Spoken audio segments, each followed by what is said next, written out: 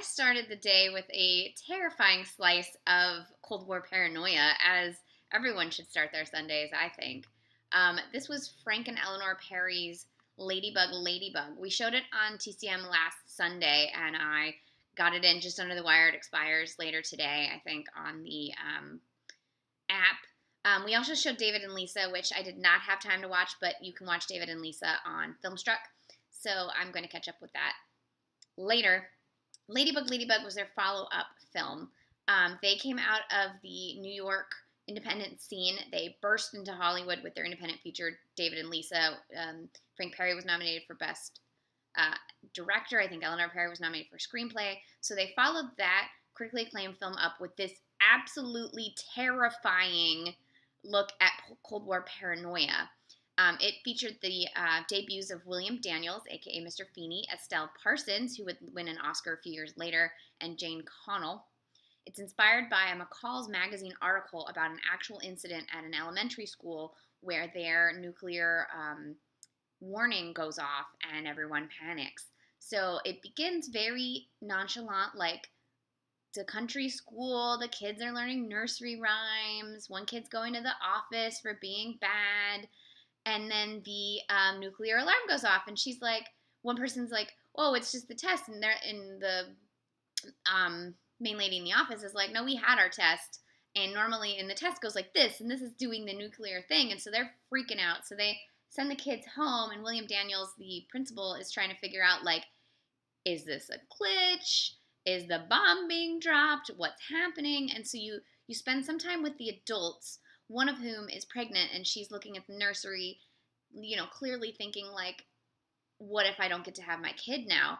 And the various other teachers who are panicking. But then the bulk of the film is with the children walking home, the children discussing what the war could mean, what a bomb dropping could mean, most of which are children parroting their parents' thoughts. So you have conservative kids very much basically saying, like, well, someone's got to drop the bomb, and it's better to drop a bomb than have a bomb dropped on you. And then you have these sort of liberal kids that are like, war is terrible no matter who's perpetuating it. And then you have, like, this terrifying sequence where a bunch of the kids end up in one of the kids' parents' bomb shelter. Like, let's not forget that bomb shelters were a thing. And at one point, one of the other girls finally makes it there, and they won't let her in because what if they run out of air? And it's like, are you kidding me? You're gonna the whole point is to save everybody, and you're gonna let one person die? Like, who does that? Who does that? But that's the Cold War. You choose yourself over other people. That's what was really happening for a lot of people during the Cold War, both during the Cuban Missile Crisis and earlier during the Blacklist and HUAC. So this movie is just utterly terrifying, and looking at the way in which this Cold War paranoia and this hatred and fear made its way all the way into children and the behavior of children. And then if you think this is 1963, these kids are 12.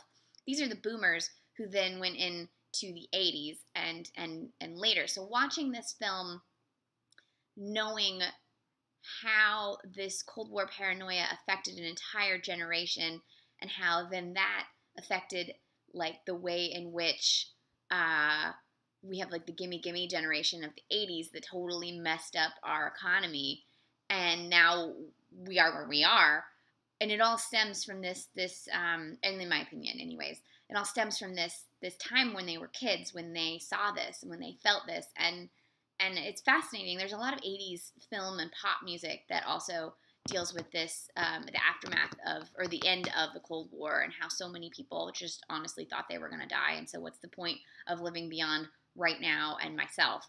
And it's terrifying to think about. So if you want a film that will make you flip the fuck out, like, first thing in the morning, I highly recommend Ladybug Ladybug.